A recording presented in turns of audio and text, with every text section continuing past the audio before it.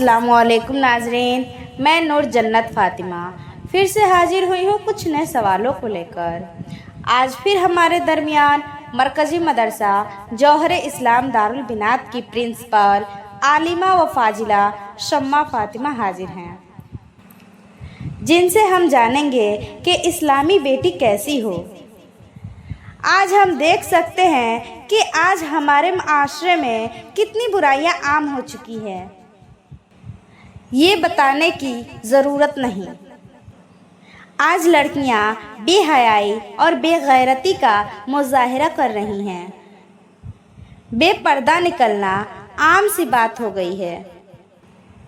آج کچھ ایسی بھی مسلمان لڑکیاں دیکھی جا سکتی ہیں جو لڑکوں کی طرح جینس اور ٹی شرٹ پہنتی ہیں۔ یہ لڑکیاں بے غیرت تو ہیں ہی، اور ان سے بڑا بے غیرت ان کے والدین، ان کے ماں باپ ہیں، جو اپنی بچیوں کو اسلامی طور طریقے نہیں سکھاتے۔ آج شمع اپی ہمیں بتائیں گی کہ اسلامی بیٹی کیسی ہو۔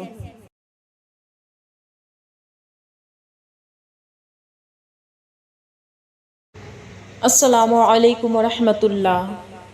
بہت بہت شکریہ نور جنت فاطمہ، آپ نے ایسا سوال پوچھا ہے جو وقت کو اہم ضرورت ہے۔ آج ہمارے معاشرے میں بے حیائی عام ہو چکی ہے۔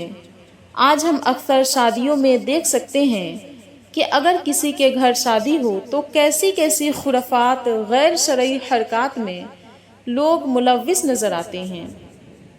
ایک بری رسم ہمارے معاشرے میں اکثر دیکھا جا رہا ہے کہ ایک مہندی کا رسم، دوسرا ہلدی کا رسم۔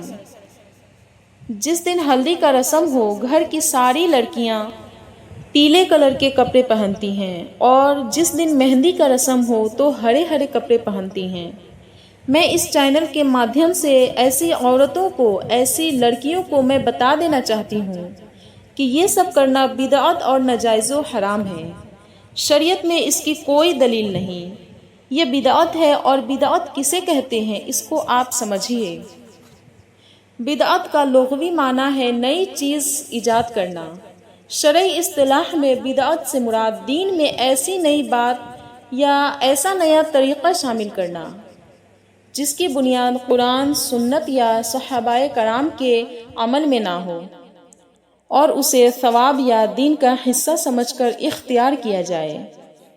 صحیح بخاری و صحیح مسلم کی حدیث ہے، اللہ کے نبی رحمت دو عالم صلی اللہ علیہ وآلہ وسلم نے ارشاد فرمایا، جس نے ہمارے اس دین میں کوئی ایسی نئی بات پیدا کی جو اس میں سے نہیں، وہ مردود ہے۔ اور ایک دوسری حدیث صحیح مسلم کی ہے، ہر بدعت گمراہی ہے۔ اور شادی کے موقع پر یہ بھی دیکھا جاتا ہے، لڑکیاں فیشن اور ایسے ایسے ڈیزائن کے کپڑے پہنتی ہیں جو شریعتاً جائز نہیں۔ اور شاید کہ کوئی ایسی لڑکی ہو جس کے سر پر دوپٹہ ہو، ورنہ اکثر کے شادی کے موقع پر ایسی لڑکیاں دکھتی ہیں جن کے سروں پر دوپٹہ تک نہیں رہتا، اگر دوپٹہ ہو بھی تو سر پہ نہ رکھ کر گردن میں رکھتی ہیں۔ اور ایک اہم بات، آج کل نیٹ والے دوپٹہ کا پرچلن بہت زیادہ ہے۔ میں آپ کو بتاتی چلوں کہ ایسا دوپٹہ جسے سر کا بال دکھے، یا اتنا باریک دوپٹہ کہ سر پر رکھنے کے بعد بالوں کا کالا پن دکھائی دے، تو ایسا دوپٹہ پہننا ناجائز و حرام ہے۔ ہمیں چاہیے کہ ان سب چیزوں سے بچیں۔ اسلامی بیٹی کیسی ہونی چاہیے؟ اسلام نے بیٹی کو رحمت، عزت اور اللہ تعالیٰ کی عظیم نعمت قرار دیا ہے۔ ایک اسلامی بیٹی وہ ہے جو اپنے رب کو پہچانے، اس کے احکام پر عمل کرے، اپنے والدین کی فرما بردار ہو، اچھے اخلاق کی مالک ہو، اور اپنے کردار سے اپنے خاندان اور معاشرے کا سر فخر سے بلند کرے۔ اسلامی بیٹی کی پہلی پہچان اس کا مضبوط ایمان ہے۔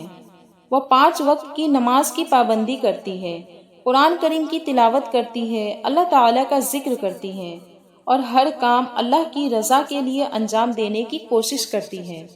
وہ جانتی ہے کہ دنیا کی اصل کامیابی اللہ اور اس کے رسول صلی اللہ علیہ وآلہ وسلم کی اطاعت میں ہے۔